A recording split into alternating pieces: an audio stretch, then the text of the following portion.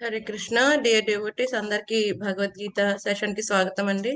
ముందుగా భగవంతుని దర్శనం చేసుకుని మనం ఈరోజు సెషన్ లో అడుగు పెడతాం. హరే కృష్ణ. హరే కృష్ణ మాతాజీ. హరే కృష్ణ డివోటీస్, ధన్యవాద ప్రణామ్. హరే కృష్ణ. హరే కృష్ణ మాతాజీ. హరే కృష్ణ. హరే కృష్ణ మాతాజీ, ధన్యవాద ప్రణామ్. హరే కృష్ణ డివోటీస్. హరే కృష్ణ మాతాజీ. హరే కృష్ణ. బలదేవ్ జగన్నాథ్ సుభద్రామయ్య की जय, सुदर्शन भगवान की जय, निताय गौर प्रेमानंदे हरि हरि बोल, वामन देव भगवान की जय, परशुराम भगवान की जय, पंचतत्व की जय. ज्ञानतिमिरान्धस्य ज्ञानाञ्जनशलाकया चक्षुरुन्मीलितं येन तस्मै श्री गुरवे नमः. नमः ओं विष्णुपादाय कृष्णपृष्ठाय भूतले श्रीमते भक्तिवेदान्त स्वामिन् इति नामिने. नमस्ते सरस्वते देवे गौरवाणी प्रचारिणे निर्विशेष शून्यवादी पाश्चात्य देशतारिणे. जय श्री कृष्ण चैतन्य प्रभु नित्यानंद श्री अद्वैता गदाधर श्रीवासादि गौर भक्त वृंदा. हरे कृष्ण कृष्ण कृष्ण हरे हरे, हरे राम राम राम हरे हरे. హరే కృష్ణ. మన భగవద్గీత మొదటి అధ్యాయం కురుక్షేత్ర రణరంగమున సైనిక పరిశీలనంలో ఉన్నామండి. మనం ఈరోజు 7, 8, 9 శ్లోకాలు అర్థం చేసుకునే ప్రయత్నం చేద్దాం. అస్మాకంతు విశిష్టాయే తాని బోధ ద్విజోత్తమ నాయక మమ సైన్యస్య సంజార్థం తాన్ బ్రవీమితే. కానీ ఓ బ్రాహ్మణోత్తమ, నా సేనా బలము నడుపుటకై ప్రత్యేకముగా యోగ్యులైనట్టి నాయకులను గూర్చి మీ కొరకై నేను తెలియచేసదను. భవాన్ భీష్మశ్చ కర్ణశ్చ కృపశ్చ సమితింజయః అశ్వత్థామా వికర్ణశ్చ సౌమదత్తి సథైవ చ. యుద్ధమునందు ఎల్లప్పుడూ విజయమును సాధించు మీరు భీష్ముడు, కర్ణుడు, కృపుడు, అశ్వత్థామ, వికర్ణుడు మరియు సోమదత్తని తనయుడైన భూరిశ్రవుడు వంటి వారు మన సైన్యమునందున్నారు. 9వ శ్లోకం. అన్యే చ బహవా శూరా మదర్దే త్యక్త జీవితాః నానా శస్త్ర ప్రహారణ సర్వే యుద్ధ విశారదాః. నా కొరకు తమ జీవితమును త్యాగం చేయుటకు సిద్ధపడి ఉన్న వీరులు ఇంకనూ పలువురు కలరు. వారందరూ పలు విధములైన ఆయుధములను దాల్చిన వారును మరియు యుద్ధ నిపుణతను కలిగిన వారును అయ్యున్నారు. హరే కృష్ణ. సో అందరికి స్వాగతం. మనం భగవద్గీత రెండోసారి మళ్ళీ చర్చించుకునే అవకాశం మన అందరికీ కలిగింది, మన గురువుల యొక్క కృప కదండి. భగవద్గీత, శ్రీమద్ భాగవతం 2 కృష్ణ కథలు కదండి. 2 కృష్ణ కథలే. ఒకటి కృష్ణ భగవాన్ చెప్పింది భగవద్గీత అయితే, కృష్ణుడి గురించి ఆయన భక్తుల గురించి ఉన్నది శ్రీమద్ భాగవతం. 2 కూడా మనం ఎన్నిసార్లు చదివినా, ఎన్నిసార్లు విన్నా, ఎన్నిసార్లు మనం అధ్యయనం చేస్తున్నా కూడా ఇంకా ఇంకా ఇంకా కొత్త కొత్త విషయాలు తెలుస్తాయి. మనం ఒకసారి గీతాజ్ఞాన సమ్మేళన ప్రోగ్రామ్ లో మనం ఒక మహారాజ్ వచ్చినప్పుడు అడిగాం, మహారాజ్ ఎన్నిసార్లు భగవద్గీత చదవాలి, ఎన్నిసార్లు చదివితే మొత్తం అర్థం అవుతుంది? మహారాజ్ చక్కగా చెప్పారు, నేను ఇప్పటికి 1000కి పైగా చదివి ఉంటాను, అన్నిసార్లు చదివాను, బట్ ప్రతిసారి చదివినప్పుడు నాకు కొత్త కొత్త విషయాలు తెలుస్తున్నాయి. సో ఎంత ఎండింగ్ పాయింట్ అనేది లేదు. 100 సార్లు చదవాలి, 1000 సార్లు చదవాలి, 1108 సార్లు చదివితే అంతా వచ్చేస్తుందని ఏమి లేదు. సో మనం భక్తి జీవితంలో ముందుకు వెళ్తున్న కొద్దీ కూడా అందులో ఉన్న రహస్యాలు మనకి అర్థమవుతూ ఉంటాయి. అందులో డీప్ గా ఉన్న అదే శ్లోకం మనకి మొదటిసారి చదివినప్పుడు ఒకలా అర్థమైతే, మన భక్తిలో ఒక 10 సంవత్సరాల ముందుకు వెళ్ళిన తర్వాత చదువుతూ ఉంటే మన రియలైజేషన్స్ డిఫరెంట్ గా ఉంటాయి. ఎందుకంటే పరమాత్మ మనకు అందులో ఉన్న విషయాలన్నీ అర్థమయ్యేటట్టుగా మనకు ఆ శక్తిని ఇస్తారు కదండి. అందులో ఎంతెంతో అర్థాలు ఉంటాయి. ఒక్కొక్క శ్లోకం ఎన్ని గంటలైనా మాట్లాడుకోవచ్చు, అలాగే ఎన్ని సంవత్సరాలు చదివినా ఇంకా అందులో తెలుసుకోవాల్సిన విషయం అనేది ఉంటుందన్నమాట.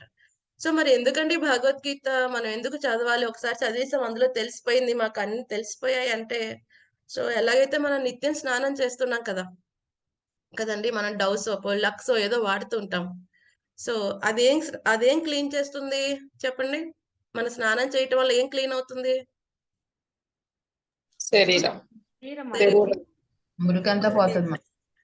మరి అది లోపలికి మింగగలమా? ఆ డవ్ సోప్ నీళ్ళు కొన్ని లోపలికి మింగగలమా? లోపల ఉన్నది క్లీన్ అవ్వట్లేదు. బయట ఒక్కటే క్లీన్ అవుతుంది. లోపల క్లీన్ అవ్వట్లేదు. అంటే లోపల ఆ మనసు చెత్తగానే ఉండిపోతుంది. స్నానం చేస్తున్నాం, కానీ ఆ చెత్త ఆలోచనలు అలాగే ఉంటున్నాయి. ఎందుకంటే ఈ యొక్క ఏదైతే స్నానం బయట చేస్తున్నాం అది శరీరం యొక్క మాలిన్యాలను కలిగిస్తుంది. శరీరం యొక్క మాలిన్యాలన్నిటిని కూడా కరిగించేసి శుభ్రం చేసేస్తుంది మన శరీరాన్ని. కానీ మరి లోపల మనసుకు పట్టిన మాలిన్యాల్ని ఎలా తీర్చాలంట? ఎలాగ తీసివేయాలి మన మనసు నుంచి అంటే ఏమని చెప్తున్నారు? భగవద్గీత మహత్యలో చెప్పారు. మలినం మోచనం పుంసాం జలస్నానం దినే దినే సకృద్ గీతామృత స్నానం సంసార మలనాశనం. ఏమవుతుందంట, ఈ బయట ఉన్న ఈ యొక్క శరీరం యొక్క మాలిన్యం మనం జలంతో స్నానం చేస్తే పోతుంది. కానీ లోపల ఉన్న మాలిన్యం ఈ మనసుకు పట్టిన కామ, క్రోధ, లోభ, మోహ, మదమాశ్చర్యాలు ఇదేం చేయాలంట? సకృద్ గీతామృత స్నానం. సకృద్ ఒక్కసారైనా కదండి, ఒక్కసారైనా ఏం చేయాలంటే గీతామృతాన్ని పానం చేయాలంట. అప్పుడేమవుతుంది? సంసార మలనాశనం. ఈ సంసారం ఈ యొక్క మలం ఇదేంటండి? ఎందుకు మలం అది?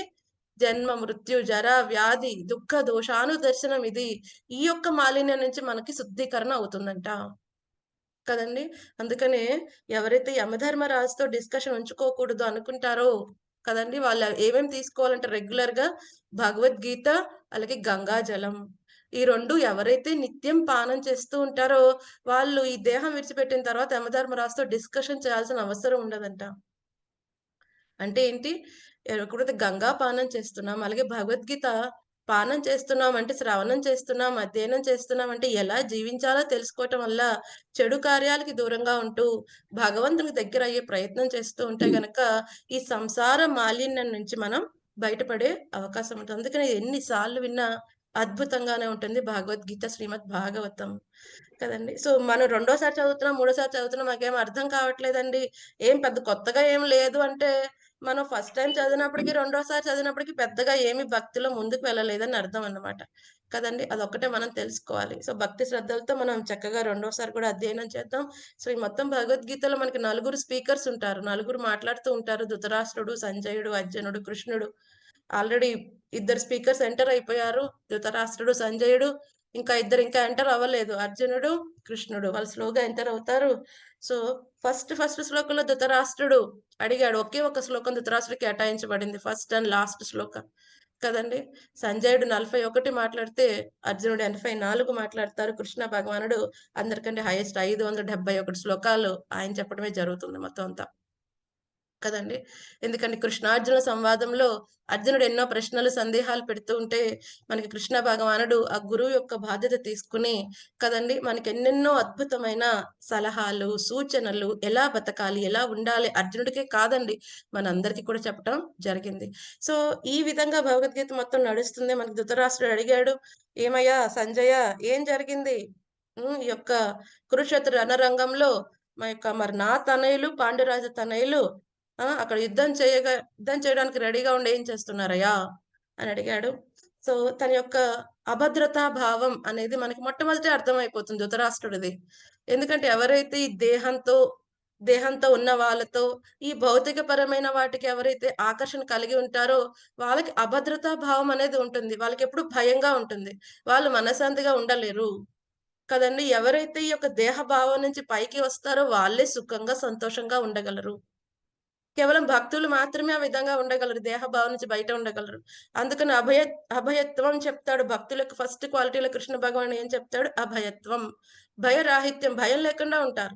కానీ ఇక్కడ ధృతరాష్ట్రుడు చూస్తే ఎంత భయపడిపోతున్నాడో. కదండి! 11 అశ్వసైన్యాల సైన్యం ఉంది తన కొడుకు దుర్యోధనుడి దగ్గర. అయినా భయపడిపోతున్నాడు. ఎందుకంటే వాళ్ళు ఎంచుకున్న ప్రదేశం ఏంటి? ధర్మక్షేత్రమైన కురుక్షేత్రం. అంతకంటే కాకుండా ధర్మం అనేది పాండవుల సైడ్ ఉన్నది. ఆ మాధవుడు లక్ష్మీపతి అక్కడ పాండవుల సైడే ఉన్నాడు. కదండి! ఇంత టెన్షన్ పడుతున్నాడు. ఎంత పెద్ద పెద్ద వీరులు ఉన్నప్పటికీ కూడా ధృతరాష్ట్రుడికి, దుర్యోధనుడికి అదే ఆందోళన. ఎప్పుడైతే అధర్మాన్ని ఆశ్రయిస్తామో మనకి మనశ్శాంతి అనేది ఉండదు అని తెలుసుకోవడానికి ఈ 2 క్యారెక్టర్స్ మనకి మహాభారతం అంతా చూపిస్తూ ఉంటాయి. కదండి! ధృతరాష్ట్రుడు అడుగుతాడు. అప్పుడు 2వ శ్లోకం నుంచి మన సెకండ్ స్పీకర్ సంజయుడు చెప్పడం ప్రారంభిస్తాడు. మనం చూస్తే చాలా అద్భుతంగా వివరణ ఉంటుంది. ఈ యొక్క మొదటి అధ్యాయంలో ఈ సైనికుల పరిశీలన గురించి మనకు వివరణ ఇవ్వబడుతుంది. 2వ శ్లోకం నుంచి 11వ శ్లోకం వరకు కూడా ఫస్ట్ ఈ యొక్క పాండవుల సైన్యం గురించి, తర్వాత కౌరవుల సైన్యం గురించి, వారి రెండిటి మధ్య కంపారిజన్ ఇవన్నీ కూడా అద్భుతంగా ఇవ్వబడ్డాయి. ఇదంతా ఎవరు నరేట్ చేస్తున్నారు? ఎవరు చెప్తున్నారు ఇప్పుడు? సంజయుడు చెప్తున్నాడు. సంజయుడు అక్కడ తన యొక్క గురువుగారైన వేదవ్యాసుడు ఇచ్చిన ఆ యొక్క దివ్య దృష్టితో అక్కడంతా గాంచగలుగుతున్నాడు. ఎందుకంటే తను కూడా ధృతరాష్ట్రుడి పక్కనే కూర్చొని ఉన్నాడు. ఎందుకంటే ఆయన ధృతరాష్ట్రుడి యొక్క అంతరంగిక సేవకుడు, మంత్రి, గొప్ప సలహాదారుడు కదండీ! సో, తనకి వేదవ్యాసుడు యొక్క దివ్య దృష్టి ఇవ్వటం కారణంగా తన గురువు యొక్క కృప కారణంగా సంజయుడు వీక్షించగలుగుతున్నాడు. ధృతరాష్ట్రుడు కూడా దివ్య దృష్టి ఇస్తానంటే ధృతరాష్ట్రుడు ఏమంటాడు? ఇప్పటి వరకు నా కొడుకులు ఎలా ఉంటారో కూడా చూడలేదయ్యా నేను.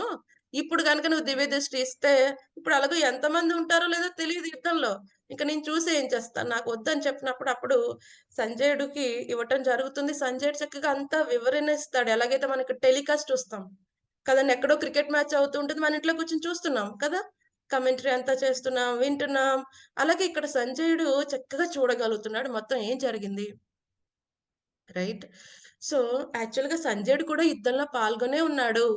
ఎప్పుడైతే భీష్ముడు చనిపోతాడో అంటే భీష్ముడు చనిపోవటం అంటే ఆ మరణశయ్య మీదకొచ్చేస్తాడో, ఎప్పుడైతే అంపశయ్య మీద పడిపోతాడో, ఇంక యుద్ధంలో పాల్గొనలేకపోతున్నాడో, ఇక ఆ విషయాన్ని తెలియచేయాలని ధృతరాష్ట్రుడి దగ్గరికి సంజయుడు వచ్చినప్పుడు, అప్పుడు సంజయుడిని ప్రశ్నిస్తే, ఈ యొక్క వివరాలు భగవద్గీత అంతా మళ్ళీ చెప్పడం ప్రారంభమవుతుంది. అంటే యుద్ధం అవ్వకముందే ఈ భగవద్గీత అంతా కూడా ధృతరాష్ట్రుడికి తెలియజేయటం జరిగింది. ఇంకా అవకాశం ఉంది ధృతరాష్ట్రుడికి ఆపడానికి. ఆ భీష్ముడు అంపశయ్య మీదకి వెళ్ళిన తర్వాత కూడా ఇంకా అవకాశం ఉంది ధృతరాష్ట్రుడికి ఆపడానికి. కానీ ఆపలేకపోయాడు. ఎందుకంటే తను బాగా ఆసక్తిగా ఉన్నాడు రాజ్యం పట్ల, తన కొడుకు పట్ల కదండీ! ఈ భౌతిక సుఖాల పట్ల ఎంతో ఆసక్తిగా ఉన్నాడు. ధర్మాన్ని పక్కన పెట్టేయటం జరిగింది. రైట్. సో, ఈ విధంగా సంజయుడు ప్రారంభిస్తాడు చెప్పడం. సంజయుడు ఏం చేస్తున్నాడక్కడ? ఎప్పుడైతే ఈ విధంగా ఇరు సేనలు రెడీగా ఉన్నాయి ఎదుర్కొని ఒక్క నిమిషం ఎవరో నాయిస్ వస్తుంది. ఓకే. సో, ఇరు సేనలు ఎప్పుడైతే రెడీగా ఉన్నాయి, అప్పుడు ఏం చేశాడు దుర్యోధనుడు చూసాడు ఒక్కసారిగా. అదేంటి 7 అక్షోహిణుల సైన్యం ఇంత గొప్ప సైన్యం. అంతే కాకుండా ఇంత బాగా అరేంజ్ చేశారు మిలిటరీ సైన్యం అంతా కూడా ఇంత బాగా అరేంజ్ అవ్వబడింది.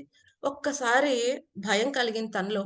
ఆ భయాన్ని బయటికి చూపించకూడదు గదా! ఇప్పుడు తనే గొప్పగా తీసుకొని వెళ్తున్నాడు సైన్యాన్నంతా. తనే భయపడిపోతున్నాడనుకోండి. ఎలా ఉంటుంది? దుర్యోధనుడే భయపడిపోతూ ఉంటే మిగతా వాళ్ళందరూ ఇంకేముంది మనెవరైతే నాయకత్వం వహిస్తున్నాడో ఆయనే భయపడిపోతున్నాడు. ఇక మనం వేస్ట్ అని భయపడిపోతారు వాళ్ళు కూడా. అందుకని ఆ భయాన్ని లోపలే ఉంచేసుకొని తన గొప్ప రాజనీతిని బయటికి చూపించే ప్రయత్నం చేస్తున్నాడు.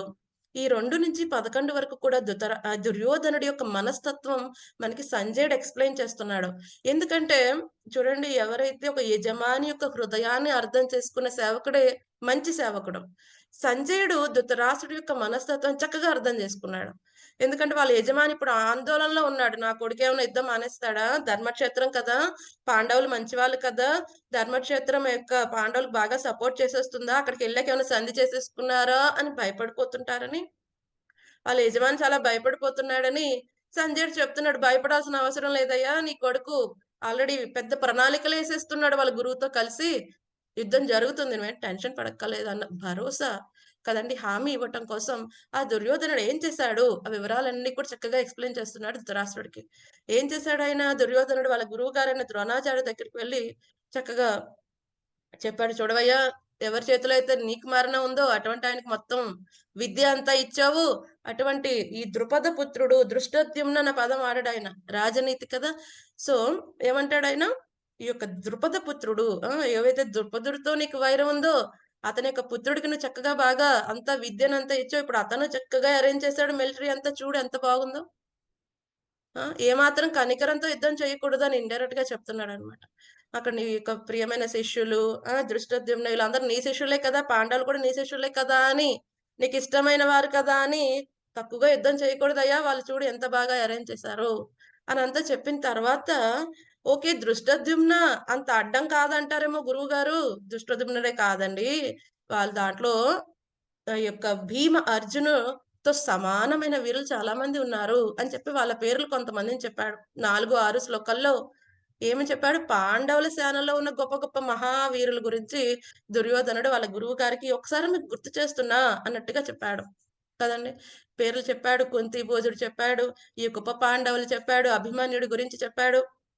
విరాటుడు కదండీ! విరాటుడి గురించి చెప్పాడు. ద్రౌపదుడి గురించి చెప్పాడు.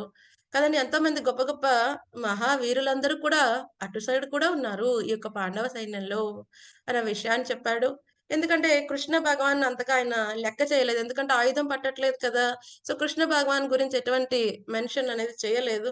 మిగతా వీరుల గురించి చక్కగా చెప్పేసాడు. చెప్పిన తర్వాత ఇప్పుడు ఈ యొక్క ద్రోణాచార్యుడు తన గురువుగారు అనుకోవచ్చు. అదేంటి ఇంతలాగా పొగిడేస్తున్నాడు. మన సైన్యం కదా పొగడాలి. దుర్యోధనుడికేమన్నా భయమేసిందా? అని ఎవరైనా వాళ్ళ గురువుగారు గాని ఎవరైనా అనుకుంటారని చెప్పి వెంటనే దుర్యోధనుడు ఏం కంగారు పడాల్సిన అవసరం లేదు. మన సైన్యంలో కూడా ఎంతో మంది గొప్ప వీరులున్నారు అని చెప్పే ప్రయత్నం చేస్తున్నాడు. 7-9 వరకు. కదండీ! 7-9 వరకు ఏం చేస్తున్నాడు? ఈ కౌరవ సైన్యంలో ఉన్న గొప్ప గొప్ప యోధులందరి గురించి కూడా చెప్తున్నాడు. ఆయన ఏమంటున్నాడు 7వ శ్లోకంలో అస్మాకం తు విశిష్టాయే. అస్మాకం మన యొక్క సైన్యంలో కూడా ఏమంటంట విశిష్టాయే అంటే పరాక్రమమైనవంతులు చాలా మంది ఉన్నారయ్యా. ఎవరంట వాళ్ళు? ఆ! ఏమన్నాడు? "ఓ ద్విజోత్తమ, ఓ బ్రాహ్మణ శ్రేష్ఠుడా! మన దాంట్లో కూడా చాలా పరాక్రమవంతులున్నారు. నాయక మమ సైన్యస్య." మన సైన్యంలో ఉన్న గొప్ప నాయకులున్నారు. వాళ్ళందరూ ఎప్పుడు విజయం సాధించిన వారు. వాళ్ళకెప్పుడు అపజయం అనేది లేదు వాళ్ళ జీవితంలో. అటువంటి వాళ్ళు ఎంతో మంది ఉన్నారు. భయపడాల్సిన అవసరం లేదు అని చెప్తున్నాడు. అని చెప్పిన తర్వాత మరి వాళ్ళ పేర్లు చెప్పాలి కదా! 8దో శ్లోకంలో వాళ్ళ పేర్లు చెప్తున్నాడు.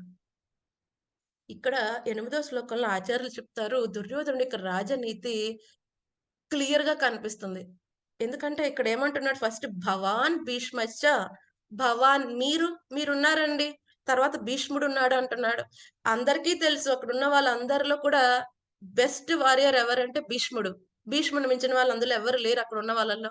మరి భీష్మశ్చ, ద్రోణశ్చ అనలేదు. భవాన్ భీష్మశ్చ అన్నాడు. మీరు అన్నాడు. ఎందుకని? ఇప్పుడు ఎవరితో అయితే మనం మాట్లాడుతున్నాం. ఒక లీడర్‌తో మాట్లాడుతున్నాం. ఆ లీడర్‌కి ఒక 10 మంది కింద పనిచేసే వాళ్ళనిచ్చాము. ఆ లీడర్ దగ్గరికెళ్ళి నీకంటే నీ కిన్ నీ నీవు కంట్రోల్‌లో ఉన్న వాళ్ళు గొప్పవాళ్ళంటే ఆ లీడర్ నొచ్చుకుంటాడు. తన 100% ఇవ్వడు. ఓహ్! నువ్వు చాలా గొప్పవాడివయ్యా! నీతో పాటు తను కూడా చాలా గొప్పవాడంటే బావుంటుంది కదా! అందుకని ఇప్పుడేమంటున్నాడు ఆయన భవాన్ మీరండి. మీరున్నారు మన సైన్యంలో. మరి ఇలాంటి భీష్ముడికి కోపం రాదా? భీష్ముడికి ఎందుకు కోపం రాదు? ఎందుకంటే ఈయన గురువుగారు, ద్రోణుడు గురువుగారు, అలాగే ఒక బ్రాహ్మణుడు కదా! సో, ఆ విధంగా భీష్ముడికి ఎటువంటి కోపం రాదు. గురువుగారు, అలాగే బ్రాహ్మణుడైన ద్రోణుడిని ముందు పెట్టాను కాబట్టి, భీష్ముడికి ఎటువంటి కోపం రాదని ఈ యొక్క అంత అండర్‌స్టాండింగ్ ఇంత ఆలోచనతో దుర్యోధనుడు ఇటు భీష్ముడికి, అలాగే ద్రోణాచార్యుడికి కోపం రాకుండా వాళ్ళ పొజిషన్ హైయెస్ట్‌గా చూపిస్తూ ఇద్దరిని గ్లోరిఫై చేస్తూ మీరిద్దరూ మా సైన్యం చాలా ఇంపార్టెంట్ అని చెప్పే ప్రయత్నం చేస్తున్నాడు దుర్యోధనుడు. భవాన్ మీరున్నారండి ఫస్టు. సో, ద్రోణాచార్యుడు కూడా చాలా పవర్‌ఫుల్ యాక్చువల్‌గా. ఆయనేమి అంత తక్కువ కాదు. ఈయన కూడా పరశురాముడి దగ్గర నుంచి నేర్చుకుంటారు. మనందరికీ తెలుసు ఈయన ద్రోణాచార్యుడు భరద్వాజ ఋషి యొక్క పుత్రుడు కదండీ! సో, భరద్వాజ ఋషిని అప్సరస ఘ్రిటచి యొక్క సంతానం ఈయన. ఒక పాటలో ఆయన యొక్క వీర్యం పడుతుంది. ఆ యొక్క పాటలో ఆయన జన్మ తీసుకోవడం కాబట్టి ద్రోణ అవుతాడాయన. సో, మరి ఈ ద్రోణ ఆచార్య ఎలా అయ్యారు? ఆయన భరద్వాజ దగ్గర నుంచి ఆయన నాన్నగారైన భరద్వాజ ఋషి దగ్గర నుంచి ఎన్నో విద్యలు నేర్చుకుంటారు. ఆ తర్వాత అగ్నివేశ ఆయన భరద్వాజ ముని యొక్క ఫ్రెండ్ అన్నమాట. ఈ అగ్నివేశ దగ్గర కూడా ఎంతో మిలిటరీ సైన్స్, వెపన్స్ యొక్క నాలెడ్జ్ అంతా ఉంటుంది. సో, ఆయన దగ్గర నుంచి కూడా తెలుసుకుంటారు. సో, ద్రోణాచార్య, ద్రుపదుడికి వీళ్ళందరికీ కూడా అక్కడి నుంచి తెలుసుకుంటారు వాళ్ళు జ్ఞానం. అదంతా అయిపోయిన తర్వాత చాలా పేదరికంలో ఉంటాడు ద్రోణాచార్యుడు. సో, ఎంతో పేదరికంలో ఉంటాడు. ఒకసారి తెలుస్తుంది. పరశురాముడు ఈ యొక్క ఆహ్, మ మహేంద్ర మౌంటైన్ దగ్గర తన యొక్క తపశ్శక్తి అంతా అందరికి దానం ఇచ్చేస్తున్నాడు. ఎళ్లి తెచ్చుకోవాలి అని చెప్పినప్పుడు అందరూ వెళ్తూ ఉంటారు. పాపం ఈయన కూడా వెళ్తాడు. ద్రోణాచార్యుడు కూడా వెళ్తాడు. బాగా పేదరికంలో ఉన్నాడు కదా! వెళ్లి పరశురాముడి దగ్గర ఏదైనా దానం దానం ఏదైనా తీసుకొనుంటే నా కష్టాలు పోతాయని వెళ్తాడు. వెళ్ళేవాడికి ఏమవుతుందంటే అప్పటికే పరశురాముడు అన్నీ ఇచ్చేస్తాడు దానం కింద. ఓన్లీ తన యొక్క శరీరం, తన యొక్క విద్య మాత్రం తన దగ్గరుంటది. సో, అడుగుతాడు, "నా దగ్గర ఇవే ఉన్నాయయ్యా! నీకేం కావాలి?" ద్రోణాచార్యుడు అడుగుతాడు, "నాకు మీ యొక్క విద్య ఇవ్వండి. ఆ యొక్క వెపన్స్ యొక్క నాలెడ్జ్ అంతా నాకు ఇవ్వండి గురువుగారు" అంటే అప్పుడు పరశురాముడి దగ్గర ఈయన మొత్తం ఈ యొక్క మిలిటరీ సైన్స్ అంతా మళ్ళీ నేర్చుకుంటాడాయన. కదండీ! ఈ విధంగా ఈయన కూడా గొప్ప వ్యక్తి. పరశురాముడి శిష్యుడు. ఈయన కూడా ఎలాగైతే భీష్ముడు పరశురాముడి యొక్క శిష్యుడో, ఈయన కూడా పరశురాముడి యొక్క శిష్యుడు, అగ్నివేశ శిష్యుడు. అలాగే భరద్వాజ ఋషి దగ్గర నేర్చుకున్నారు. వాళ్ళ నాన్నగారైన భరద్వాజ ఋషి దగ్గర నేర్చుకున్నారు. అగస్త్య ముని దగ్గర గూడా చాలా విషయాలు నేర్చుకుంటారు. సో, ఈ విధంగా ఎంత జ్ఞానం అంటే ఈయన వేరే వాళ్ళకి తీర్చిదిద్దగలిగినంత మిలిటరీ సైన్స్ జ్ఞానం అంతా ద్రోణాచార్యుడి దగ్గర ఉంటుంది. కదండీ! కానీ ఏమవుతుంది పాపం చాలా పేదరికంలో ఉంటాడు. సో, ఏం చేయాలో తెలియక అప్పుడు అనుకుంటాడు. హస్తినాపుర రాజును ధృతరాష్ట్రుడు కలిసి, అక్కడ ఏదైనా ఒక గురుకులం లాంటిది ఏర్పాటు చేసుకొని, నా పోషణ అంతా చూసుకోవచ్చని చెప్పి వచ్చే ప్రయత్నం చేస్తూ ఉంటే, ఏమవుతుంది ఆ యొక్క దారిలో ఉన్నప్పుడు ఈ యొక్క చిన్న పిల్లలు ఆడుకుంటూ ఉంటారు ఒక గ్రూప్‌లో. ఆడుకుంటూ వాళ్ళందరూ ఏదో డిస్కస్ చేసుకుంటూ ఉంటారు. ద్రోణాచార్య దగ్గరికి వెళ్లి అడుగుతాడు. "ఏమయ్యా ఏమైంది? అంత గందరగోళంగా ఉంది. ఏదేదో డిస్కషన్ చేస్తున్నారు." ఏంటంటే, "ఏమి లేదండి. ఇక్కడ మేము ఆడుకుంటున్నాం. మా బాలు ఈ బంతి వచ్చి నూతిలో పడిపోయింది. సో, అది తీయడానికి మా వల్ల కావట్లేదు. మేము చిన్న పిల్లలం. అవేమో బావి లోతుగా ఉంది. మేము తీయలేకపోతున్నామండి" అని చెప్తారు. అప్పుడు ద్రోణాచార్యుడు వాళ్ళని చూసి నవ్వుతాడు. నవ్వుతుంటే ఇంతకీ ఆ పిల్లలు ఎవరో కాదు. ఈ కౌరవులు, అలాగే ఈ యొక్క పాండవులు. 5గురు కౌరవులు, ఈ యొక్క నూరుగురు ఆడుకుంటూ ఉంటారక్కడ బాల్‌తో. సో, అప్పుడు ధర్మరాజు యుధిష్ఠిర మహారాజు అడుగుతాడు, "అయ్యా! మీరు బ్రాహ్మణులు కానీ నవ్వుతున్నారు. క్షత్రియులు మా వల్లే కావట్లేదు. సో, మీరు తీయగలరా? ఒకవేళ తీస్తే గనక నేను మా తాతగారు భీష్ముడి దగ్గర మిమ్మల్ని తీసుకొని వెళ్తాను. మీకు జీవితాంతం ఎటువంటి లోటు లేకుండా మీకు అన్ని వసతులు ఏర్పాటు చేయబడతాయి." అప్పుడు ద్రోణాచార్య అంటాడు, "చాలా చిన్న విషయం నాకు" అని చెప్పి తన చేతికి ఏదో చిన్నది కడియం ఉంగరం లాంటిదుంటుంది. హ్యాండ్‌కి, ఫింగర్స్‌కి ఏదో ఉంగరం లాంటిదుంటే అది తీసి ఆయన నూతిలో వేసేసి మంత్రాలు పఠిస్తూ ఉంటాడు. మంత్రాలు పఠిస్తుంటే ఏమవుతుంది, ఈ యొక్క గా ఏమంటారు గడ్డి పరకలన్నీ కూడా వెళ్లి ఆ రింగ్‌లో చుట్టుకొని ఉంటాయన్నమాట. చుట్టుకొనుంచి తర్వాత ఒక్కొక్క గడ్డి పరక పైకి ఏదైతే ఉందో వీళ్ళ బాల్ ఫస్ట్ గడ్డి పరక ఏమవుతుంది, ఆ బాల్‌కి టచ్ అవుతుంది. ఆ తర్వాత ఇంకో గడ్డి పరక, మొదటి గడ్డి పరకకి అలా ఏమవుతుంది, గడ్డి పరకలతో ఒక దారంలాగా తయారవుతుందనమాట. కేవలం ఈయన మంత్రపఠనం చేస్తూ ఉంటాడు. ఇలా దారంలా తయారవుతుంది. ఎలాగైతే మనం దారం వేసి ఒక నూతిలో పడిపోయిన వస్తువుని ఎలాగైతే పైకి లాగుతామో, అలాగే గడ్డి పరకలతో తయారైన రోప్‌తో ఆ బాల్‌ని చక్కగా సునాయాసంగా తీసేస్తాడాయన. వీళ్ళందరికి ఆశ్చర్యం కలుగుతుంది. తర్వాత రింగ్ ఎలా తీస్తాడు? ఇప్పుడు ఆల్రెడీ ఒక రింగ్ అనేది అందులో ఏసాడు కదా! అప్పుడేం చేస్తాడు, ఒక గడ్డి పరక తీసుకొని ఆయన ఒక మంత్రపఠనం చేస్తే అదొక అగ్ని కణంలాగా అవుతుంది. వెంటనే అది కిందకి వేస్తాడు. అదేం చేస్తుంది, ఆ రింగ్‌ని పట్టుకొని మళ్ళీ తీసుకొని వచ్చి ఆ ద్రోణాచార్యుడికి చేతికిచ్చేస్తుందనమాట. సో, ఇదంతా చూసి ఆశ్చర్యపోతారు. ఏంటసలు ఉన్న మనిషి మనతోనే ఉన్నాడు పైన.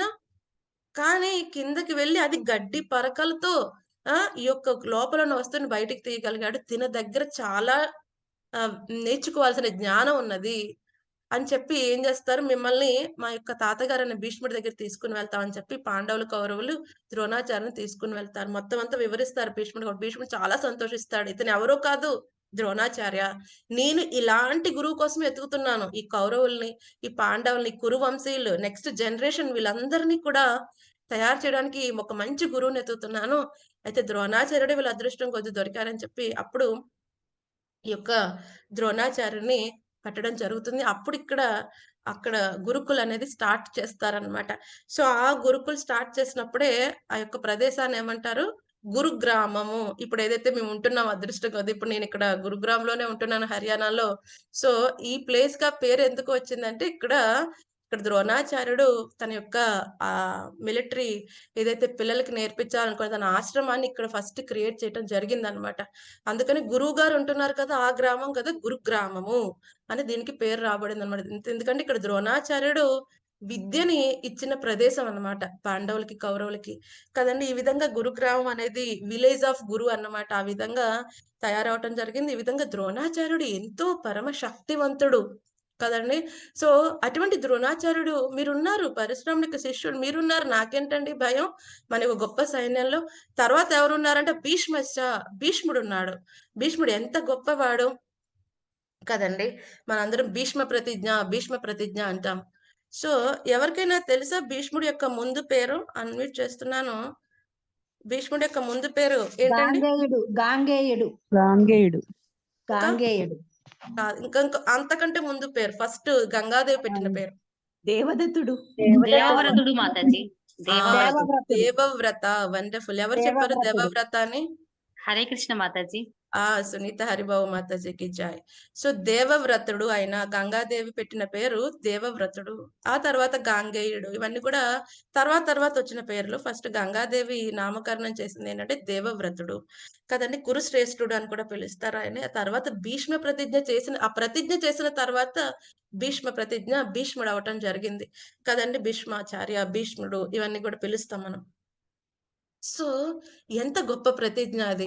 ఎప్పుడైతే శాంతను మహారాజు ఈ గంగాదేవితో అయిపోయిన తర్వాత ఎప్పుడైతే ఆవిడ ఈ వసువులందరిని నీటిలో వదిలేస్తుంది. గంగలో చిట్ట చివరికి భీష్ముడు మాత్రమే ఉండటం జరుగుతుంది.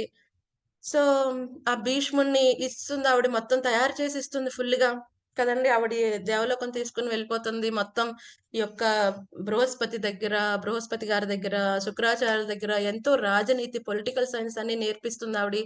సెలెస్టియల్ వెపన్స్ కూడా ఇప్పిస్తుంది. ఇంద్రుడి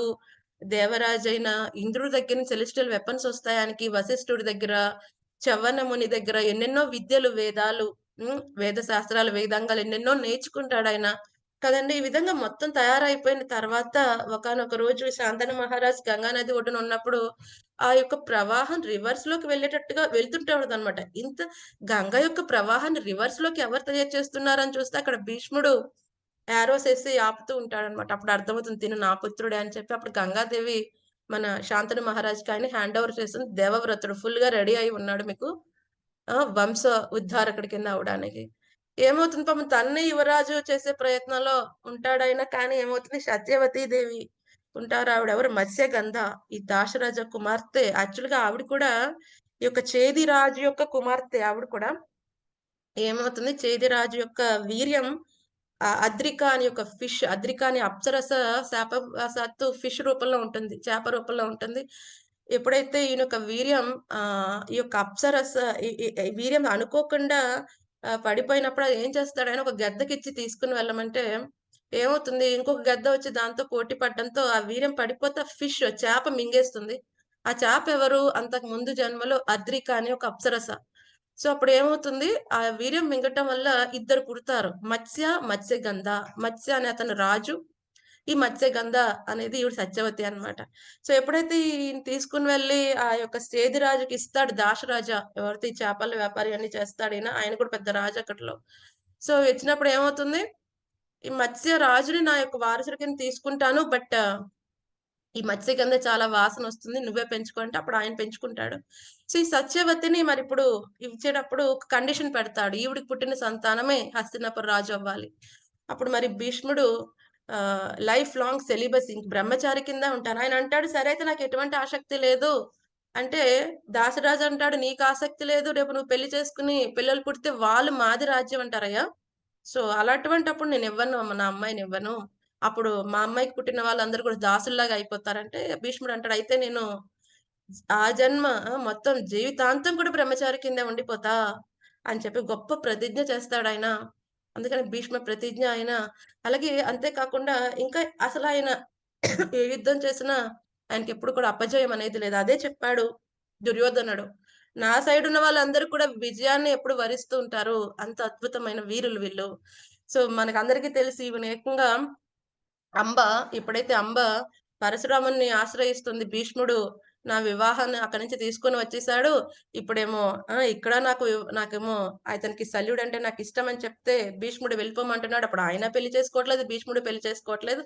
మీరు చెప్పండి, మీ శిష్యుడే కదా భీష్ముడు, నన్ను పెళ్లి చేసుకోమని. అప్పుడు భీష్ముడు అంటాడు, గురువు గారు, ఎందుకంటే శాస్త్రంలో కూడా చెప్పబడింది, గురువు గారు చెప్పిన ప్రతిదీ మనం యాక్సెప్ట్ చేయాలి, కానీ పెళ్లి విషయంలో మన యొక్క సొంత అభిప్రాయం వాళ్ళకి చెప్పవచ్చు. గురువు గారికి ఎవరైనా వాళ్ళ గృహస్థాశ్రమంలోకి వెళ్ళకూడదు అనుకుంటే కనుక వాళ్ళు మాత్రం ఆ విషయాన్ని వాళ్ళ గురువుకి చెప్పవచ్చు, ఫోర్స్ చేయకూడదు. గురువు కూడా ఆ విషయంలో ఫోర్స్ చేయడం అనమాట. సో ఇప్పుడు భీష్ముడు చెప్తాడు, ఈ విషయంలో నేను ప్రతిజ్ఞ తీసుకున్నాను ఆల్రెడీ, నేను అమ్మని పెళ్లి చేసుకోలేను. రైట్. సో, అంబే మళ్ళీ ఏమవుతుంది అప్పుడు పరశురాముడితో పెద్ద యుద్ధం జరుగుతుంది. పరశురాముడితో కూడా ఆయన విజయం సాధిస్తాడాయన. పరశురాముడు కూడా ఎంతో దీవెనలిస్తాడు. ఎంత అద్భుతమైన శిష్యుడు దొరికాడు నాకని. కదండీ! ఈ విధంగా ఎంత గొప్ప వీరుడు భీష్ముడు. అసలు భీష్ముడిని ఓడించటం అసాధ్యం. ఎందుకంటే శాంతను మహారాజు ఇచ్ఛామృత్యు అనే ఒక వరాన్ని ఇస్తాడు. ఎందుకంటే ఆ భీష్మ ప్రతిజ్ఞ చేశావు నాయన. నాకెంతో ఆనందాన్ని కలిగించావు నువ్వు. అసలు ఇటువంటి కుమారుడు పుట్టడం నా అదృష్టం అని చెప్పి ఆయన గొప్ప వరాన్ని ఇస్తాడాయన. నీకెప్పుడు మరణం కావాలంటే అప్పుడొస్తుంది. అప్పటి వరకు నీకు మరణం రాదు. ఇచ్ఛామృత్యువు. కదండీ! ఎంత అదృష్టం అది. ఒక్కోసారి అది దురదృష్టం కూడా అవ్వచ్చు. కాబట్టి యాక్చువల్‌గా అది ఇచ్ఛామృత్యం అనే పెద్ద వరాన్ని భీష్ముడికైతే ఇవ్వటం జరిగింది. ఇటువంటి గొప్ప గొప్ప వీరులందరూ ఉన్నారు. కదండీ! అందుకని లాస్ట్‌లో ఏం చేస్తారు? ఈ శిఖండిని ఈ అంబై శిఖండి కిందొస్తుంది. ఆ శిఖండిని ముందు పెట్టి అప్పుడు అర్జునుడు భీష్ముడి మీద బాణాలేయటం అనేది జరిగింది. లేకపోతే భీష్ముడిని ఓడించటం అసాధ్యం. యుద్ధం స్టార్టింగ్‌లోనే యుధిష్ఠిర మహారాజు వచ్చి వీళ్ళందరిని కాళ్ళకి దండం పెట్టి అడుగుతారు.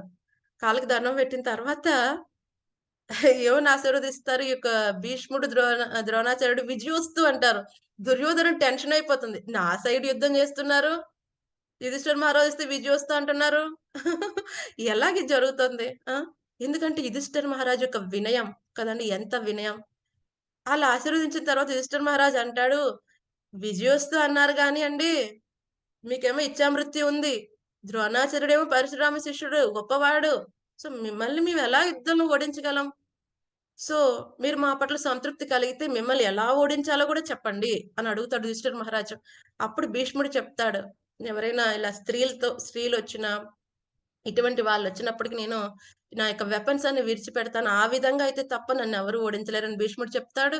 ద్రోణాచార్యుడు ఏం చెప్తాడు, నా యొక్క కుమారుడు మరణించాడని తెలిస్తే గనక నేను శస్త్రాలన్నీ విడిచిపెట్టేస్తాను. లేకపోతే నన్ను ఓడించడం అసాధ్యం అని చెప్తారు. సో, ఈ విధంగా వాళ్ళ దగ్గర నుంచే వాళ్ళు ఏ విధంగా తప్పుకుంటారు యుద్ధంలో నుంచి, ఏ విధంగా సైడ్ అవుతారన్న విషయం కూడా యుధిష్ఠిర మహారాజు తెలుసుకోవడం జరుగుతుంది. లేకపోతే ఇటువంటి వాళ్ళు ఒక్క భీష్ముడు చాలు, ద్రోణాచార్యుడు చాలు యుద్ధం మొత్తం అయిపోవడానికి. కదండీ! సో, ఈ విధంగా అవుతుంది. ఇంకేమని చెప్తున్నారు ఇంత గొప్ప గొప్ప వీరులు. ఇంకేమంటున్నారు? కర్ణుడు. చూస్తే కర్ణుడు లేడు. ఓకే. మీకు అన్‌మ్యూట్ చేస్తున్నాను. కర్ణుడు ఎప్పుడొస్తాడండి యుద్ధంలోకి? కర్ణుడు స్టార్టింగ్ నుంచి ఉన్నాడా? స్టార్టింగ్ ద్రోణాచార్యుడు ద్రోణాచార్యుడు తర్వాత ద్రోణాచార్యుడిపై భీష్మదేవుడు అంబసయ్య ఎక్కిన తర్వాత వస్తారు మాతాజీ. వండర్‌ఫుల్ సునీత హరిబాబు మాతాజీకి జై. మళ్ళీ మాతాజీ కరెక్ట్ ఆన్సర్ చెప్పారు. ఎప్పుడైతే భీష్ముడు అంపశయ్య మీదకి వెళ్లారో అప్పుడే మళ్ళీ కర్ణుడు ఎంటర్ అవుతారు. ఎందుకంటే ఎప్పుడైతే యుద్ధం ప్రణాళికలు జరుగుతున్నప్పుడు ర్యాంకింగ్ అనేది ఇవ్వబడుతుంది. ఈ వీరుడు ఇంత, ఈ వీరుడు ఇది, ఈ వీరుడు ఇది. సో, కర్ణుడికి కొంచెం తక్కువ ర్యాంకింగ్ ఇస్తారన్నమాట భీష్ముడు.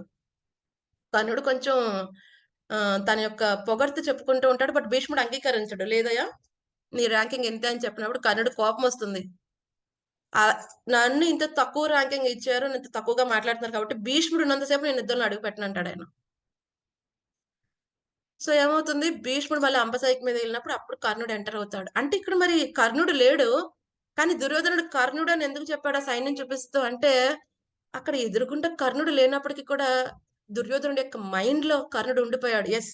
నాకు కర్ణుడు కూడా పెద్ద సపోర్ట్ కదండీ! ఎందుకంటే అర్జునుడికి పోటీ పడగలవాడు కర్ణుడు అన్న ఫీలింగ్ మైండ్‌లో ఉండిపోయింది. అక్కడ సైన్యంలో కళ్ళతో చూడట్లేదు. బట్ ఆ కర్ణుడు అన్న మాట వచ్చింది. ఎందుకంటే తన మైండ్‌లో పెట్టేసుకున్నాడు. యెస్. కర్ణుడు కూడా నన్ను బయటికి తీసుకురాగలడు. నన్ను యుద్ధం గెలిపించగలడు. ఈ యొక్క భీష్ముడు, ద్రోణాచార్యుడి తర్వాత కర్ణుడు కూడా అంత గొప్పవాడే యాక్చువల్‌గా. అంత నమ్మకం కూడా దుర్యోధనుడికుంది. అక్కడ లేనప్పటికీ కూడా కర్ణుడి గురించి ఆ విషయం చెప్పడం జరిగింది. కర్ణశ్చ. నెక్స్ట్ ఎవరంటే కృపాచార్యుడు. ఈయన కూడా చాలా గొప్ప గొప్ప యాక్చువల్‌గా మిలిటరీ పర్సన్. ఈయన శరద్వాన్ సేజ్ అలాగే అప్సర జానపది అనే వాళ్ళిద్దరికి పుట్టిన సంతానం.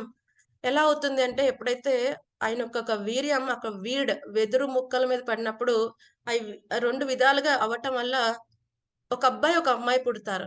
కృపాచార్య, కృపి. ఈ కృపినే మళ్ళీ ద్రోణాచార్య వివాహం చేసుకుంటారు. సో, ఈ కృప, కృపి అన్నమాట. ఎందుకంటే ఈ శరద్వాన్ ఋషి అయినప్పటికీ కూడా ఈ మిలిటరీ సైన్స్ పట్ల చాలా ఆసక్తిగా ఉండేవాడనమాట. చాలా బాగా ఆరితేరిన వాడు శరద్వాన్ ఋషి ఆయన. సో, ఎప్పుడైతే ఈ విధంగా జరుగుతుందో ఆయన మళ్ళీ అరణ్యానికి వెళ్ళిపోతాడు. ఆ తర్వాత అరణ్యంలో వేటకి వచ్చిన శాంతను మహారాజ్ చూస్తారు. ఈ కృపా, కృపిని. ఇద్దరు అబ్బాయి, అమ్మాయి చిన్న పిల్లల్ని అక్కడ చూసి ఆయన పెంచటం జరుగుతుంది. తర్వాత ఈ శరద్వాన్ ఋషికి తెలుస్తుంది. ఈ కృపా, కృపి నా యొక్క సంతానం అని తెలిసినప్పుడు వచ్చి ఈ కృపాచార్యకి ఎన్నెన్నో అద్భుతమైన ఆయనకి తెలిసిన అన్ని శస్త్ర విద్యలన్నీ కూడా ఆయనకి ఇవ్వటం జరుగుతుంది. అంతేకాకుండా కృపాచార్యుడికి చిరంజీవి ఆయన కూడా చాలా ఆయుష్ ఉంటుందన్నమాట. చిరంజీవి అన్నమాట. 8 చిరంజీవులు ఆయన కూడా ఒకడు. ఎలాగైతే అశ్వత్థామ, కృపాచార్య, హనుమాన్, విభీషణ, పరశురామ కదండి, వ్యాసదేవ, మార్కండేయ, మహాబలి. ఈ 8 చిరంజీవుల్లో ఈ కృపాచార్య కూడా ఒకరన్నమాట కదండి. సో, కృపాచార్య గారిని కూడా అడుగుతారు, అయ్యా మరి మిమ్మల్ని ఎలా ఎదుర్కోవాలి యుద్ధంలో? అప్పుడు ఆయన కృపాచార్య చెప్తారు, నాకైతే మరణం లేదు చిరంజీవిని. కానీ నా వల్ల మీకు ఎటువంటి ఆటంకం అనేది ఉండదు. సో, మీకు విజయం వస్తుందని చెప్పి ఆయన కూడా దీవిస్తాడు కృపాచార్య కూడా పాండవుల్ని. కదండీ. సో, ఈ విధంగా కృపాచార్య కూడా చాలా గొప్పవాడు కదండీ. ఆయన కూడా చాలా అద్భుతంగా ఎంతో మంది వీరులతో ఒకేసారి యుద్ధం చేయగలిగిన వ్యక్తి కృపాచార్య కదండీ. సో, నెక్స్ట్ ఇంకెవరున్నారంట ఈళ్ళ సైన్యంలో? అశ్వత్థామ గురించి ఆల్రెడీ టీచర్స్ 2 రోజులు బట్టి చెప్తున్నారు కదండి. అశ్వత్థామ యొక్క ఉప పాండవులను సంహరిస్తాడు. తర్వాత శాపగ్రస్తుడవుతాడు కదండి. అశ్వత్థామ ఎవరు? ఈ యొక్క ద్రోణాచార్యుడి యొక్క సంతానం. ఈ అశ్వత్థామ గొప్ప వీరుడు, ఆయన కూడా ఉన్నాడు. నెక్స్ట్ ఎవరు? వికర్ణుడు. సో, ఎవరికైనా తెలుసా వికర్ణుడు ఎవరు? ఎవరి వికర్ణుడు? దుర్యోధన సోదరుడు. సోదరుడు. దుర్యోధనుడు తమ్ముడు మాతాజీ. దుర్యోధనుడు బావ. బావ కాదు, సోదరుడు. ఓకే, మరి ఆయన గురించి ఆయన ఎందులో ప్రత్యేకం? ఆయన గురించి ఎందుకు ప్రస్తావించబడింది? 100 మంది సోదరుల్లో దుశ్శాసనుడి పేరు కూడా తలవలేదు. వికర్ణ గురించి ఎందుకు తెలిసాడంటారు? అంటే ద్రౌపదిని అవమానించేటప్పుడు మాతాజీ ఈయనొక్కడే కొంచెం అడ్డుకుంటాడు. Wonderful, wonderful. సునీత మాతాజీకి జై. సో సో ఏమవుతుంది, వికర్ణ కూడా ఈ 100 మంది కౌరవుల్లో ఒకతను. 3వ కౌరవుడు చెప్పాలంటే 3వ కౌరవుడు. దుర్యోధనుడు, దుశ్శాసనుడు, నెక్స్ట్ వికర్ణుడు 3వ ఆయన అన్నమాట. సో పెద్దవాడు. ఎప్పుడు కూడా దుర్యోధనుడు వెనకాల అన్ని విషయాలు ఉంటాడు, కానీ కొంచెం ధార్మికంగా ఉంటాడు కదండి. ఒక్కొక్కసారి ఒకే ఇంట్లో అందరూ 10 మంది చెడ్డవాళ్ళైనా ఒకళ్ళు కొన్ని మంచి గుణాలు ఉంటాయి అదృష్టవశాత్తు. అలాగే వికర్ణుడు కూడా కొన్ని మంచి లక్షణాలు ఉన్నాయి. సో ఎప్పుడైతే ఈ యొక్క ద్రౌపది విషయం అవన్నీ జరిగినప్పుడు అడ్డగిస్తాడు దుర్యోధనుడు, తప్పన్న గారు ఇది మనం చేసేది. ఆ యొక్క సభలో అంతమంది ఎవరు పెద్దలు, భీష్ముడు, ద్రోణాచార్యుడు కూడా మాట్లాడలేకపోయినా వికర్ణుడు ఎదిరిస్తాడు, ఇది చాలా తప్పు మనం చేసేది అని కదండి. అందుకని ఇప్పుడు అతను కూడా చాలా గొప్ప వీరుడు. యాక్చువల్గా వికర్ణుడు కూడా చాలా గొప్ప వీరుడు. అందుకనే ఇప్పుడు దుర్యోధన చెప్తున్నాడు, ఓ ద్రోణాచార్య, అప్పుడు ఎవరైతే నన్ను ఎదిరించారో ఆ సభలో అటువంటి వికర్ణుడు కూడా ఇప్పుడు నాతోనే ఉన్నాడు. వికర్ణుడు నన్ను విడిచిపెట్టి వెళ్ళలేదు, వికర్ణుడు నాతోనే ఉన్నాడు అని దాన్ని కూడా చెప్తున్నాడు దుర్యోధనుడు కదండి. అందుకని మిగతా వాళ్ళ పేర్లు చెప్పలేదు. కౌరవులు వికర్ణుడి గురించే మాట్లాడాడు. ఈ యొక్క వికర్ణుడి గురించి చాలా అద్భుతమైన విషయాలు ఉంటాయి. యాక్చువల్గా వికర్ణుడు ఎప్పుడైతే ఎలా పోల్చుకోవచ్చు అంటే, వికర్ణుడి గురించి మన రామాయణంలో కుంభకర్ణుడితో పోల్చుకోవచ్చు. కుంభకర్ణుడు కూడా ఏం చేస్తాడండి, చెప్తాడు రావణాసురుడికి, అన్నగారు వచ్చింది లక్ష్మీపతి నారాయణుడు, సీతమ్మ లక్ష్మీదేవి, ఇచ్చేయండి. మనం మీకు ఇచ్చిన వరం ప్రకారం కూడా మానవుల నుంచి మీకు మరణం వచ్చే అవకాశం ఉన్నది. ఆయన ఇప్పుడు మానవ అవతారంలో ఉన్నాడు ఆయన. సో దయచేసి ఇచ్చేయండి అని చెప్తాడు ఆయన. కానీ వినడు రావణాసురుడు. ఏం చేస్తాడు కుంభకర్ణుడు? రావణాసురుడి సైడే యుద్ధం చేస్తాడు. లాయాలిటీ చూపిస్తాడు వాళ్ళ అన్నగారికి. కానీ ఏమవుతుందండి, అధర్మానికి సపోర్ట్ చేయటం కారణంగా ఏమవుతుంది, వాళ్ళు కూడా నాశనం పొందాల్సి ఉంటుంది కదండి. అందుకే అక్కడ కుంభకర్ణుని కూడా రామచంద్రుడు చాలా సునాయాసంగా, చాలా ఫాస్ట్ గా కంప్లీట్ చేసేస్తారు. కుంభకర్ణుని కూడా సంహరించేస్తారు. అలాగే ఇక్కడ కూడా భీముడు తన ప్రతిజ్ఞ పడతాడు, ఏమని, ఈ విధంగా అవమానించినప్పుడు నేను 100 మంది కౌరవుల్ని నేను సంహరిస్తాను ఎప్పుడైతే చెప్తాడో, ఈ యొక్క వికర్ణుని చంపేటప్పుడు భీముడికి చాలా బాధ కలుగుతుందంట. నీలాంటి ధర్మాత్ముని చంపాల్సి వస్తుంది, నాకు గత్యంతరం లేదు. కానీ అంటే అప్పుడు వికర్ణుడు అంటాడు, నేను నా అన్నగారికి సపోర్ట్ నా కర్తవ్య ప్రకారం నేను యుద్ధం చేస్తున్నా. నువ్వు నీ కర్తవ్యం ప్రకారం యుద్ధం చెయ్యి అని చక్కగా మంచిగా చెప్తాడు. వికర్ణుడు అంటాడంట, భీమా నాకు తెలుసయ్యా, మేమందరం సంహరింపబడతాం. కానీ ఒక్కటి, మా అందరికీ కూడా చనిపోయిన తర్వాత ఈ యొక్క కార్యక్రమాలని జరిపించవయ్యా, ఎటువంటి లోటు లేకుండా. ఇదే విషయం కుంభకర్ణుడు కూడా అడుగుతాడు విభీషణ్ణి. కుంభకర్ణుడు చెప్తాడు, మేము అలాగో సంహరింపబడతాం, మాకు అర్థమైపోయింది విభీషణ, నువ్వేమో అటు వెళ్ళావు కాబట్టి నువ్వు అక్కడే మిగులుతావు, నాకు నమ్మకం ఉంది. సో మా యొక్క కార్యక్రమాలను నువ్వే చూడాలి. సేమ్ అదే విధంగా ఇక్కడ వికర్ణుడు ప్రార్థిస్తాడు భీముణ్ణి, మా తర్వాత మా కార్యక్రమాలను జరిపించండి. వికర్ణుడిని అప్పుడు యాక్చువల్గా మిగతా యొక్క కౌరవులందరినీ కూడా భీముడు గుద్ది గుద్ది గుద్ది బాగా హింసించి చంపుతాడు. కానీ వికర్ణుని చాలా సునాయాసంగా చంపేస్తాడంట. ఆ రోజు కొంచెం బాధపడతాడంట, ఒక మంచివాడిని సంహరించాను. అటువంటిది అది వికర్ణుడు, చాలా మంచివాడు.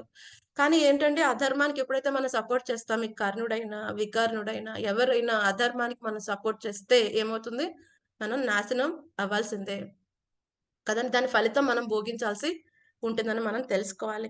అంతేకాకుండా మరి వికర్ణులాగా కాకుండా ఎలా ఉండవచ్చు? నువ్వు మంచివాడివే, చూస్ చేసుకోవచ్చు కూడా, చూస్ చేసుకోవచ్చు. అలా చూస్ చేసుకున్న వాళ్ళు ఎవరు? యూసు. యూస్ యూసు గురించి ఎవరికైనా తెలుసా? ఎవరు యూసు? ఎవరైనా విన్నారా ఎప్పుడైనా యూసు?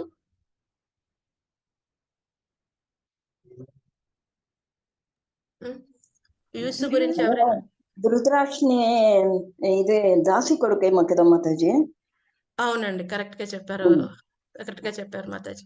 ధృతరాష్ట్రుడి యొక్క దాసి పుత్రుడు ఆయన. మనందరికి 100 మంది కౌరవులు తెలుసు. ఈయన యూసు కూడా ధృతరాష్ట్రుడి యొక్క సంతానం, కానీ గాంధారికి పుట్టినవాడు కాదు. సుగధ అనే ఒక మెయిడ్ సర్వెంట్ అన్నమాట. వైశ్య కమ్యూనిటీకి సంబంధించిన సుగధ అనే ఆవిడ మెయిడ్ సర్వెంట్ ఎవరికి, మన గాంధారికి. ఆ యొక్క సుగధ ద్వారా ధృతరాష్ట్రుడికి పుట్టిన సంతానం యూసు. అంటే దుర్యోధనుడికి కూడా అన్నగారు లేకపోతే తమ్ముడు, సోదరుడు అవుతాడు. అన్నగారో తమ్ముడో చెప్పలేదు, కానీ సోదరుడని మాత్రం చెప్పడం జరిగింది మహాభారతంలో. సో యూసు కూడా ఫస్ట్ మరి కౌరవులకి సపోర్ట్ చేయాలి కదా, కౌరవులతోనే ఉంటాడు. కానీ ఇది ధర్మయుద్ధం కదా, కురుక్షేత్రం అనేది ధర్మయుద్ధం. ఎప్పుడైతే కనుక యుద్ధం స్టార్ట్ అయ్యే ముందు యుధిష్ఠిర మహారాజు అనౌన్స్ చేస్తారు, ఎవరైనా గనక మీ సైడ్స్ అటు ఇటు ఏమైనా మారాలి అనుకుంటే మారవచ్చు. ఎప్పుడు ఈ శంఖాలు కూడా మ్రోగించే ముందు అనౌన్స్ చేస్తారు ఈ విషయాన్ని. సో అప్పుడు మారొచ్చు అన్నమాట. ఒకసారి శంఖాలు మోగించిన తర్వాత ఎటువంటి వాళ్ళు అక్కడే ఉండాలి, అటు ఇటు మారటం అనేది ఉండదు. సో అంతకు ముందు అడిగినప్పుడు అటు నుంచి ఎవరు వచ్చేస్తారు? సాత్యకి వస్తారు. సాత్యకి ఈ యొక్క యాదవ సైన్యం నుంచి పాండవుల సైడ్ వచ్చేస్తాడు. ఎందుకంటే ఆయన అర్జునుడి యొక్క శిష్యుడు, కృష్ణ భగవానుడు ఆరాధనీయంగా ఆయన భావిస్తాడు. యాదవుడు ఇటు వచ్చేస్తాడు సాత్యకి. అలాగే ఇంకొకరు ఎవరు వస్తారు? యూసు వస్తాడు. యూసు ఎవరు? మన కౌరవుడు అయినప్పటికీ కూడా పాండవుల పక్షాన్ని యుద్ధం చేస్తాడు. ఎలా అంటే మన విభీషణుడు లాగా కదండి, మన విభీషణుడు లాగా పోల్చుకోవచ్చు యూసుని. కాబట్టి మనకి ఈ యొక్క కురుక్షేత్రం అయిన తర్వాత 11 మంది వీరులు మిగులుతారు. ఆ 11 మంది వీరుల్లో ఈయన కూడా ఒకడు. యూసు కూడా గొప్ప వీరుడు, చాలా గొప్ప వీరుడు కదండి. యూసు వెళ్ళిపోతాడు. సో మనం ఎంతమంది? 11 మందిలో 5 పాండవులు, కృష్ణ భగవానుడు, సాత్యకి కదండి, యూసు ఉంటారు. ఇటు సైడ్ 8 మంది, అటు సైడ్ 3 ఉంటారు. ఎవరు? కృతవర్మ, కృపాచార్య, అశ్వత్థామ. ఈ 11 మంది మిగులుతారు. కర్ణుడి యొక్క చిన్న కుమారుడు ఉంటాడు, 13 సంవత్సరాలు అప్పటికి, ఇంకా యుద్ధంలో పాల్గొనడు. ఆయన వృషకేతు, ఆయన ఒకడు ఉంటాడు. బట్ ఆయన చిన్నవాడు, ఆయన పాల్గొనలేదు. బట్ వెళ్ళి పాల్గొన్న వాళ్ళు 11 మందిలో మిగిలిన వాళ్ళు యూసు ఉంటాడు. ఎలాగైతే విభీషణుడికి తర్వాత ఈ యొక్క రాజ్యాభిషేకం అవ్వబడుతుందో, ఈ యొక్క యూసుకి యుధిష్ఠిర మహారాజు ఏం చేస్తారు, మొత్తం ఈ యొక్క హస్తినాపుర రాజ్యాన్ని సూపర్వైజర్ కింద పెడతారనమాట. సో సూపర్వైజర్ కింద ఆయన్ని గౌరవిస్తారు, ఆ పొజిషన్ ఇస్తారు కదండి. ఎలాగైతే విభీషణ రాజ్యం వస్తుందో ఇక్కడ ఈయనకి కూడా మంచి సత్కారమే జరుగుతుంది. ఈయన ధర్మాన్ని ఆశ్రయించాడు. కానీ మనకు అవకాశం ఉంటుంది ఎప్పుడు కూడా. కొంతమంది రీజన్ ఇస్తారు, మాకు అవకాశం లేదు కాబట్టండి అధర్మానికి సపోర్ట్ చేసాం అని చెప్తారు. అవకాశం ప్రతి క్షణం ఉంటుంది. అక్కడ వికర్ణకి ఉంది, యూసుకు ఉంది. యూసు ఉపయోగించుకున్నాడు, వికర్ణ ఉపయోగించుకోవాలి. ఎలాగైతే కుంభకర్ణ ఉపయోగించుకోలేదు, మన విభీషణుడు ఉపయోగించుకున్నాడు కదండి. ఎప్పుడైనా మనకి ధర్మానికి వెళ్ళడానికి ప్రతి క్షణం అవకాశం ఉంటుంది కదండి. మనం ఓన్ రీజనింగ్ ఇచ్చుకుని మనం అధర్మంతోనే కూర్చుంటే దాని ఫలితం భోగించాల్సి వస్తుంది. కానీ యూసు చక్కగా ధర్మానికి కట్టుబడి ఉంటాడు కదండి. సో ఆ విధంగా ఇటు పాండవుల సైడ్ యుద్ధం చేస్తాడు, తను కూడా మిగలటం అనేది జరుగుతుంది. నెక్స్ట్ ఎవరంటున్నారు? సోమదత్తి. సోమదత్తి అంటే సోమదత్తుని కుమారుడైన భూరిశ్రవుడు ఉన్నాడంట. ఈ భూరిశ్రవుడు కూడా చాలా గొప్ప గొప్ప సైనికుడు చెప్పాలంటే, గొప్ప రాజు. ఈయనెవరంటే, మన సోమదత్తుడు ఎవరంటే, బాహ్లిక రాజు యొక్క మనవడు. బాహ్లిక రాజు ఎవరంటే, శాంతను మహారాజు యొక్క బ్రదరు. ఎలాగైతే ఇప్పుడు పాండురాజు ఎవరు? శాంతను మహారాజు యొక్క మనవడు. అలాగే సోమదత్తుడు ఈ బాహ్లికుడు మనవడన్నమాట. ఈ బాహ్లిక ఎవరు? శాంతను యొక్క బ్రదర్ అన్నమాట. అతను చిన్న రాజ్యం ఒకటి ఉంటుంది. సో ఈ బాహ్లికుడి యొక్క మనవడు సోమదత్తుడు, ఆ సోమదత్తుడి యొక్క కుమారుడు భూరిశ్రవుడు. చాలా గొప్ప వీరుడు అన్నమాట. ఈయన కూడా ఎదుర్కోవటం చాలా కష్టం అవుతుంది భూరిశ్రవుని కూడా. చాలా కష్టపడతారు. అర్జున, సాత్యకి చాలా కష్టపడతారు. యాక్చువల్‌గా ఎక్కువ సాత్యకిను భూరిశ్రవుడికి యుద్ధం జరుగుతుంది. సో ఈ యొక్క ఎప్పుడైతే సాత్యకి చాలా నీరసం అయిపోతాడు, స్పృహ ఉండదు, చేతిలో వెపన్ ఉండదు. అప్పుడు భూరిశ్రవుడు సాత్యకిని చంపేద్దాం అనుకుంటాడు. చంపేద్దాం అనుకుని వస్తుంటే మన అర్జునుడు చూస్తాడు, వెపన్ లేకుండా చంపకూడదు కదా. అప్పటికి ఇంకా భీష్ముడు వీళ్ళందరూ ఉన్నారు. వెపన్ లేకుండా చంపకూడదు కదా, రూల్స్ అని ఫాలో అవుతున్నారు. సో అప్పుడు ఏం చేస్తాడు అర్జునుడు, ఒక వార్నింగ్ కింద భూరిశ్రవుడి యొక్క ఒక చెయ్యిని కట్ చేసేస్తాడు. అలాగా వెపన్ లేని సాత్వికిని సంహరించకూడదు అని అలర్ట్ చేస్తాడు. సో అప్పుడు భూరిశ్రవుడికి అర్థమవుతుంది, అయ్యో ఇలా చేసేసానంటే ఆ కోపంలో అని చెప్పి భూరిశ్రవుడు ధ్యానంలో కూర్చుంటాడు. ఒక చెయ్యి కట్ అయిపోతుంది, బట్ ధ్యానంలో కూర్చుంటాడు. ఇప్పుడు సాత్వికి లెగుస్తాడు, కానీ అదే కోపంతో సాత్విక భూరిశ్రవుని సంహరించేస్తాడు. ఎవరు యాక్సెప్ట్ చేయరు, బట్ అది ఆ విధంగా సాత్వికి భూరిశ్రవుని సంహరిస్తాడు. బట్ భూరిశ్రవుని ఎదుర్కోవడం చాలా కష్టమైపోద్ది. ఒకానొక సమయంలో అంత వీరోచితంగా పోరాడతాడనమాట. సో అందుకని దుర్యోధనుడు అంత గొప్పగా తన పేరు చెప్తున్నాడు. అటువంటి భూరిశ్రవుడు ఉన్నాడు మన సైడ్ కదండి. సో ఆ విధంగా చెప్పిన తర్వాత 9వ శ్లోకంలో ఇంకేమంటున్నాడు ఆయన, అన్యేచ బహవాసుర, వీళ్ళే కాదు ఇంకా చాలా మంది ఉన్నారు. బహవాసుర, బహు సంఖ్యలో ఉన్నారంట. చెప్పడానికి కుదరదు, అయ్యా అంతమంది ఉన్నారు కదండి, అంతమంది ఉన్నారంట. సో ఏమంటున్నాడు, అంతమంది వాళ్ళు ఊరికి వచ్చారా, మొహమాటం కోసం వచ్చారా? కాదంట. మదర్ దే త్యక్త జీవిత, నా కొరకు జీవితాన్ని విడిచిపెట్టారు, సిద్ధమైపోయారు. ఆచార్యులు విశ్వనాథ్ చక్రవర్తి ఠాకూర్ గారు, అలాగే మిగతా ఆచార్యులు అందరూ చక్కగా చెప్తారు, దుర్యోధనుడి మాటలు సత్యం సత్యం సత్యం. ఎందుకని, ఇప్పుడు ఎవరైనా యుద్ధానికి వచ్చిన తర్వాత, అంత పెద్ద కురుక్షేత్ర యుద్ధం వచ్చిన తర్వాత ఎవరికైనా నమ్మకం ఉంటుందా మళ్ళీ ఇంటికి వెళ్తాడు వాడు అని? నమ్మకం లేదు. అందరికి గ్యారంటీ మరణిస్తామని చెప్పి ప్రాణాలు వదిలిపెట్టడానికి రెడీ అయిపోయి వచ్చేసారు అందరు కూడా. అందుకే దుర్యోధనుడు చెప్తున్నాడు. మనం చూస్తే దుర్యోధనుడికి అర్జునుడికి ఇక్కడ తేడా తెలుస్తుంది. దుర్యోధనుడు ఏమంటున్నాడు, వాళ్ళందరూ నా కోసం ప్రాణాలు త్యాగం చేయడానికి వచ్చేసారని గొప్పగా చెప్పుకుంటున్నాడు. అర్జునుడు వచ్చే శ్లోకాల్లో చూస్తాం, అర్జునుడు ఎంతో బాధపడతాడు. వీళ్ళందరూ నా యొక్క స్నేహితులు, బాంధవ్యులు, ఇంతమంది ప్రాణాలు పోతాయి, నాకు వీళ్ళందరి పట్ల కరుణ కలుగుతుంది, దీని బదులు నేను అరణ్యానికి వెళ్ళి కందమూలాలు తింటా అని చెప్తాడు ఆయన. ఇది అర్జునుడికి దుర్యోధనుడికి తేడా. దుర్యోధనుడు వేరే వాళ్ళు ఏమైపోతే పోనే, నాకు ఆ సింహాసనం కావాలి. అర్జునుడికి ఉన్న కరుణ దుర్యోధనుడికి లేదు కదండి. దైవ గుణ లక్షణాలు ఉన్న వాళ్ళకి కరుణ అనేది ఉంటుంది. దుర్యోధనుడికి ఎటువంటి కరుణ లేదు. ఇంతమంది ప్రాణాలు పోతాయి అనే బాధ కూడా లేదు. వాళ్ళందరూ రెడీగా ఉన్నారయ్యా అంటున్నారు. సో ఎలా అర్థం చేసుకోవాలి? మనకి ఆచార్యులు అందరూ చెప్తారు, మనకి భగవద్గీతలో 11వ అధ్యాయం 33వ శ్లోకంలో విశ్వరూపం అప్పుడు కృష్ణ భగవానుడు అర్జునుడికి ఒక విషయం చెప్తారు. మయైవేతి నిహత పూర్వమేవ నిమిత్త మాత్రం భవసవ్య సాచిన్. మయైవేతే నిహత పూర్వ, వీళ్ళందరినీ ఇంతకు ముందు నేనే సంహరించేసా, నువ్వు కేవలం నిమిత్త మాత్రమే యుద్ధం చేయి. ఎలా సంహరించాడు ఆయన? కాల రూపంలో. ఎప్పుడైతే వాళ్ళు దుర్యోధన పక్షానికి వచ్చారో అప్పుడే వాళ్ళ సంహారం అనేది నేను డిసైడ్ చేసేసానయ్యా, కాల స్వరూపుడి కింద, నువ్వు నిమిత్త మాత్రుడి కింద చేసి కీర్తిని గడించు అని చెప్పాడు స్వామి కదండి. ఈ విధంగా దుర్యోధనుడు ఏమంటున్నాడు, వాళ్ళందరూ మరణించడం సిద్ధమైపోయారు. వాళ్ళేమో నార్మల్ వాళ్ళ కాదంట, నానా శాస్త్ర ప్రహారణ, చాలా ఆయుధాలు పట్టుకుని ఉన్నారంట. ఇంకొకటి ఏమన్నారు, సర్వే యుద్ధ విశారద, ఏమన్నారు, యుద్ధ నిపుణత కలిగి ఉన్నారంట వాళ్ళందరూ కూడా కదండి. సో ఈ విధంగా ఇంత గొప్ప గొప్ప వాళ్ళు ప్రభుపాద్ గారు 9వ శ్లోకం భాష్యంలో చెప్తున్నారు. ఎవరెవరు ఉన్నారంట, జయద్రథుడు, కృతవర్మ, శల్యుడు, ఇంతవంటి వాళ్ళు ఎంతో మంది గొప్ప గొప్ప వీరులు ఉన్నారు. జయద్రథుడు గురించి మన అందరికీ తెలుసు, ఎవరైనా దుషల యొక్క భర్త కదండి. ఎప్పుడైతే ఈ యొక్క వనవాసంలో ఉన్నప్పుడు ఆయన ఈ యొక్క ద్రౌపది దేవుని కిడ్నాప్ చేసే ప్రయత్నం చేస్తాడు. అప్పుడు ఏం చేస్తారు? ఈ యొక్క దుశాల యొక్క భర్త అని చెప్పి ఆయన సంహరించకుండా విడిచిపెడతారు కదండి. బాగా బాగా కొట్టేస్తాడు భీముడు. బాగా కొట్టి కొట్టి బాగా బాగా తన యొక్క హెయిర్ కట్ చేసి ఆ విధంగా పంపిస్తారు. కానీ చంపరన్నమాట. ఇది బాగా అవమానంగా తీసుకొని జయద్రథ ఏం చేస్తాడు? పరమశివుడిని ప్రార్థించి వరాన్ని అడుగుతాడు పాండవులను సంహరించాలంటే. పరమశివుడు చెప్తాడు, వాళ్ళను నువ్వు సంహరించలేవు. అసాధ్యం. నీ శక్తి సరిపోదు. కానీ ఇంత గొప్ప తపస్సు చేసావు కాబట్టి ఒకరోజు వాళ్ళందరినీ నువ్వు నిర్బంధించగలవు. ఆపగలవు అంతే. అదే దాన్ని ఎక్కడ వాడుకుంటారు?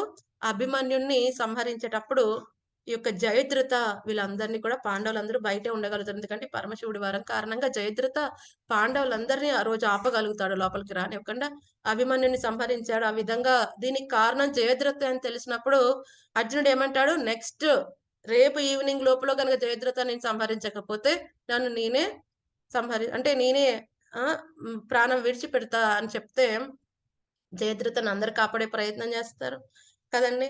సో ఏమవుతుంది? సూర్యాస్తమయం అవ్వే సమయం ముందు ఏం చేస్తాడు కృష్ణ భగవానుడు? ఆ సుదర్శన చక్రాన్ని అడ్డుగా పెడితే ఏమవుతుంది? చీకటి అయిపోతే సూర్యాస్తమయం అయిపోయిందని చెప్పి జయద్రథ బయటకు వచ్చి గంతులేస్తూ ఉంటే అప్పుడు ఏం చేస్తారు కృష్ణ భగవానుడు? సుదర్శన తీస్తారు. అది ఇంకా వెలుగుంటుంది. అర్జున సంహరించు జయద్రథని అని చెప్తే సంహరిస్తారు. అప్పుడు అర్జునుడు ఒక సూచన చెప్తారు. ఏమని? తన యొక్క తల వెళ్లి వాళ్ళ నాన్నగారు అక్కడ తపస్సు చేసుకుంటున్నారు. వాళ్ళ ప్రదేశంలో వెళ్ళి తన ఒళ్ళో పడాలి. ఎందుకని అంటే ఒక వరం ఉన్నదన్నమాట వాళ్ళ నాన్నగారికి. ఏంటంటే ఎవరైతే గనక నా కొడుకు యొక్క తలని భూమి మీద పాడేస్తారో వాళ్ళ యొక్క తల ముక్కలైపోతుంది.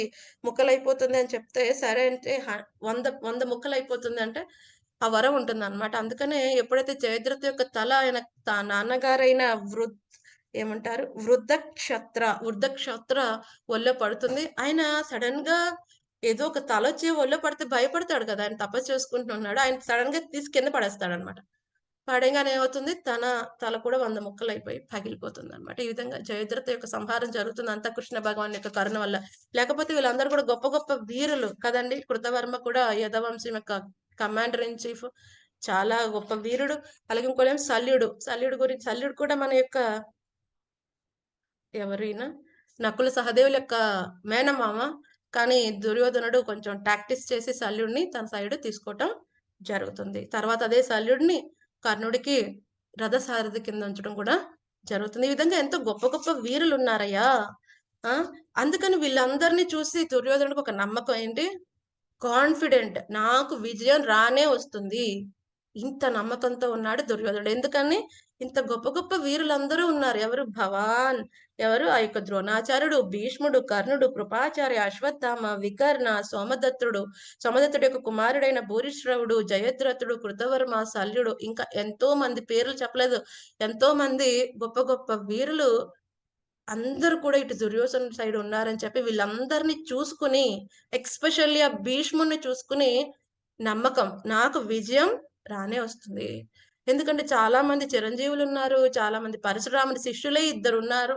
కర్ణుడు కూడా పరశురాముడి దగ్గర నుంచి విద్యను అభ్యసిస్తాడు కదండి. ఇంత గొప్ప గొప్ప శిష్యులు, ఇంత గొప్ప గొప్ప వీరులు ఉన్నారు కాబట్టి నాకు విజయం లభిస్తుంది అని చెప్పి దుర్యోధనుడు ఎంతో నమ్మకంగా ఉంటాడన్నమాట. వీళ్ళందరినీ చూసుకుని యాక్చువల్‌గా పాండవుల మీద యుద్ధం రావడానికి కూడా కారణం కదండి. సో ఇంతవరకు మనం తెలుసుకుందాం. రేపొద్దున్న శ్లోకంలో ఇప్పటి వరకు ఏం చెప్పాడు? ఫస్ట్ పాండవుల సైన్యం గురించి చెప్పాడు ఆయన. కౌరవుల సైన్యం గురించి మాట్లాడాడు. సో రేపు నెక్స్ట్ శ్లోకాల్లో ఏం చెప్తాడు? ఈ పాండవుల సైన్యానికి కౌరవుల సైన్యానికి కంపారిజన్ చేస్తాడు ఆయన. ఈ 2 సైన్యాల్లో ఏది గొప్పగా ఉంది, ఏది తక్కువగా ఉంది ఆయన అండర్స్టాండింగ్ ప్రకారం ఆయన కంపేర్ చేస్తూ ద్రోణాచార్యుడు చెప్పే ప్రయత్నం చేస్తాడు. అవి మనం రేపు తెలుసుకుందామండి. ఏమైనా సందేహాలు ఉంటే తీసుకుందాం డివోటీస్ ఈ రోజు శ్లోకంలో.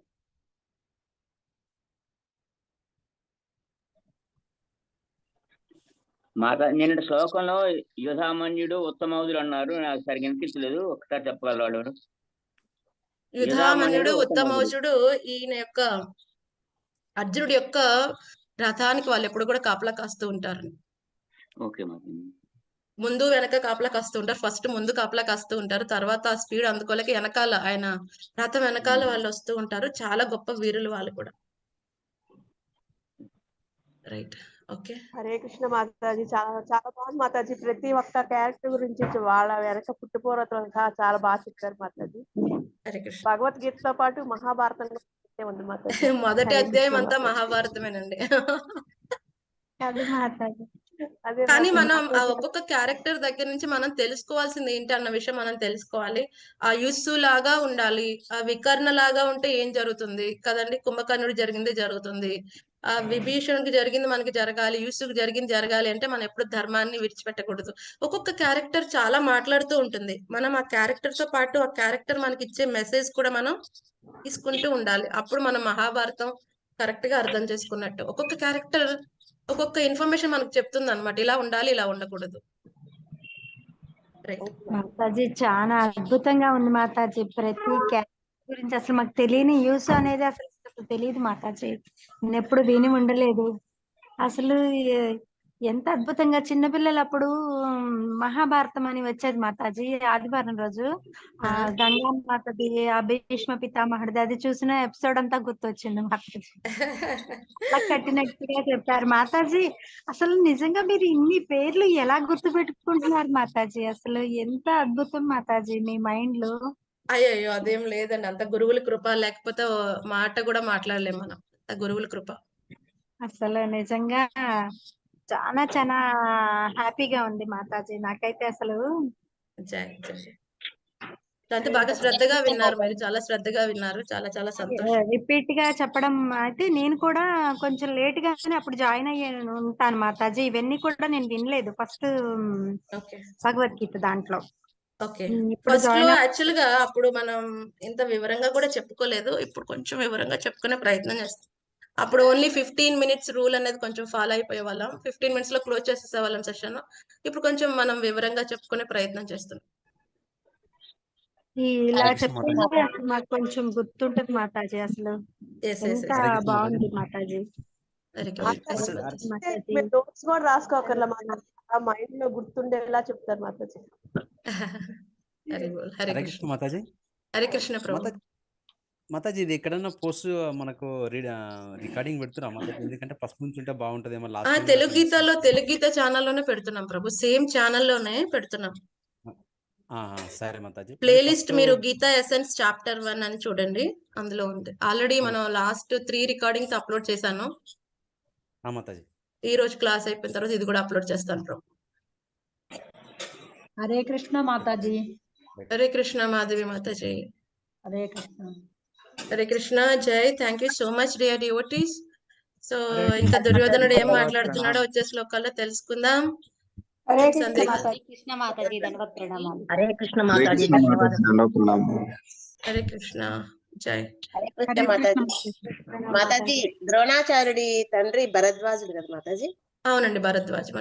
ఫస్ట్ టైం వింటున్నాను మాతాజీ, నాకు తెలియదు. ఆయన భరద్వాజ వంశీయుడు. ఆయన చాలా గొప్ప.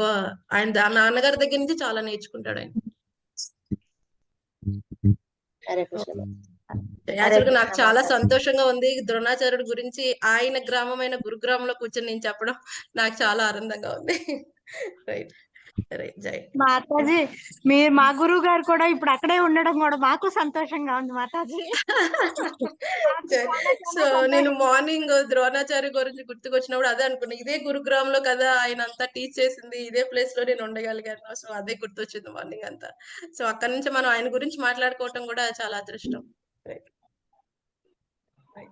ఓకే. ద్రోణాచార్యుడు ఊరం మాతాజీ గురుగా. ఆయన ఎప్పుడైతే ఈ యొక్క భీష్ముడు వీళ్ళందరికీ ట్రైన్ చేయమని చెప్పినప్పుడు అప్పుడు ఇదే ప్రదేశంలో ఆయన తన యొక్క మిలిటరీ క్యాంప్ పెట్టుకుంటాడు అనమాట. అందుకని గురువు గారు ఉన్న ప్రదేశం కదా, అందుకని గురుగ్రామము అని దీనికి పేరు వచ్చింది అనమాట. హరే కృష్ణ మాతాజీ. ధన్యవాద ప్రణామ్ మాతాజీ. మాతాజీ మేము చిన్నప్పటి నుండి ఓన్లీ కొన్ని క్యారెక్టర్స్ పేర్లు మాత్రమే విన్నాము. లాస్ట్ ఇయర్ కొంచెం తెలుసుకున్నాము. కానీ వీళ్ళు ఇంత గ్రేటా, వీళ్ళు ఇంత ఇది చేశారా, ఎన్ని విషయాలైనా గానీ మాకు తనివే తీరట్లేదు మాతాజీ వాళ్ళు విన్నా గానీ. ఇంకా నెక్స్ట్ మనకి క్యారెక్టర్స్ రారండి. ఇంకా మహాభారతం క్యారెక్టర్స్ అన్ని ఇక్కడతో ఆగిపోతాయి. నెక్స్ట్ మనకి డిస్కషన్ లోకి వెళ్ళిపోతారు. మన దుర్యోధనుడు, సంజయుడు వీళ్ళందరూ డిస్కషన్ లోకి వెళ్ళిపోతారు. ఈ క్యారెక్టర్స్ ఐడెంటిఫికేషన్ అనేది ఇవాళతో అయిపోతుంది అనమాట. అదే మాతాజీ, అంటే ఇంత గొప్ప వాళ్ళ వీళ్ళు. ఏంటండి? మహాభారతం క్లాస్ కూడా చెప్తే బాగుంటుంది మాతాజీ, చాలా ఇంట్రెస్టింగ్. మహాభారతం మీ అందరూ ఆల్రెడీ పండితులే కదా! మీ అందరూ మహాభారతంలో ఆల్రెడీ పండితులే. ఇందాక చక్కగా బాగా ఆన్సర్స్ అన్ని చెప్పారు. నేను మధ్యలో అడిగినప్పుడు చాలా మంది చక్కగా ఆన్సర్ చేశారు. చాలా సంతోషంగా ఉంది. కానీ మీరు చెప్తుంటే చాలా బాగుంది మాతాజీ, ఇంట్రెస్టింగ్. మహాభారతం చాలా డీప్ గా ఉంటుంది. ఓకే. అదృష్టం ఉంటే మనం అది కూడా చెప్పుకునే ప్రయత్నం చేద్దాం ఎప్పుడైనా. అంటే మాతాజీ పిక్టోరియల్ గా చెప్పేస్తారు, ప్రతి క్యారెక్టర్ మా ముందు నిల్చుంటారు, ప్రతి ప్రదేశాలు మా ముందు ఉంటాయి. సో చాలా బాగుంటుంది మాతాజీ, విన్నా గానీ అసలు మళ్ళీ మళ్ళీ వినాలి, ఇంకా తెలుసుకోవాలి వాళ్ళ గురించి, వాళ్ళు ఇంత గ్రేటా. అది మేము ఊరికి చిన్న కొంచెమే తెలుస్తుంటుండే, మాకు ఇప్పుడు చాలా ఎక్కువ చేస్తుంది కాబట్టి వాళ్ళన్నా ఇంకా ఎక్కువ గౌరవం, ఓహో వాళ్ళు ఇంతంత చేశారా అని ఇంకా ఎక్కువ మంచిగా అనిపిస్తా ఉంటుంది మాతాజీ. హ్యాపీగా ఉంటుంది మాతాజీ ఆ రోజంతా, ఏదైనా ఇంకా కొత్త విషయం ఒకటి తెలుసుకుంటే. అది హరే కృష్ణ ప్రభుజీ. మాతాజీ మీ అందరూ సత్వగుణంలో ఉంటున్నారు. సత్వం నుంచి శుద్ధ సత్వానికి వెళ్ళే ప్రయత్నం చేస్తున్నారు. ఎందుకంటే ఎప్పుడైతే కొత్త విషయం తెలిసినప్పుడు ఆనందం ఎప్పుడు కలుగుతుంది? సత్వగుణంలో ఉన్న వాళ్ళకి కలుగుతుంది. రైట్. రైట్. మిగతా వాళ్ళు విని వదిలేస్తారు, ఓకే టైం అయిపోయింది అనుకుంటారు. బట్ సత్వగుణంలో ఉన్న వాళ్ళకి కొత్త విషయాలు తెలుసుకున్నప్పుడు, కొత్తవి నేర్చుకున్నప్పుడు ఆనందం కలుగుతుంది. మనం దాంతో పాటు భక్తి అనేది యాడ్ చేసి మనం భగవంతుడి దగ్గరికి, ఇంతమంది సైన్యాన్ని పాండవులు ఎలా గెలవగలిగారు? కేవలం కృష్ణ భగవానుడు ఉన్నాడు కాబట్టి అన్న విషయం మనం అర్థం చేసుకోవాలి. వాళ్ళు ధర్మాన్ని ఆశ్రయించి ఉన్నారు కాబట్టి అన్న విషయం మనం అర్థం చేసుకుంటే అది శుద్ధ సత్వం ఆలోచనలోకి వెళ్ళిపోతుంది మన మైండ్ కదండి. జై wonderful. Hare thank Krishna you. Mataji, Hare Krishna. మీరు చెప్తుంటే మేము డైరెక్ట్ గా ఆ సన్నివేశంలో ఉన్నామేమో అన్నట్టు కళ్ళకు కట్టినట్టే చెప్తారు. చాలా మహాభారతం అంటే మాతాజీ అద్భుతం అండి. మహాభారతం వింటుంటే. అలాగే మహాభారతం అలాగే ఉంటుంది. రైట్. హరే కృష్ణ చాలా మాతాజీ. థ్యాంక్స్ మాతాజీ. నేను అందులో కొంచెం ఫైండ్ అవుట్ చేసి లెసన్స్ మాత్రం తీసుకునే ప్రయత్నం చేయండి. కుదిరినంత వరకు అందులో లెసన్స్ నేను తీసే ప్రయత్నం చేశాను. ఆ లెసన్స్ మనకు గుర్తుండిపోవాలి లైఫ్ లాంగ్ కదండి. ప్రణామాలు మాతాజీ. Hare Krishna. Thank you so much Hare dear Krishna devotees. మాతాజీ. మళ్ళీ రేపు మనం కలుద్దాం. Thank you. హరే కృష్ణ లక్ష్మీ కుమారి మాతాజీ. జై హరే కృష్ణ. సో రేపు కలుద్దామండి ఇంకో 2 మంచి శ్లోకాలతో. హరే కృష్ణ కృష్ణ కృష్ణ హరే హరే, హరే రామ రామ రామ హరే హరే, హరే కృష్ణ కృష్ణ కృష్ణ హరే హరే, హరే రామ రామ రామ హరే హరే, హరే కృష్ణ కృష్ణ కృష్ణ హరే హరే, హరే రామ రామ రామ హరే హరే.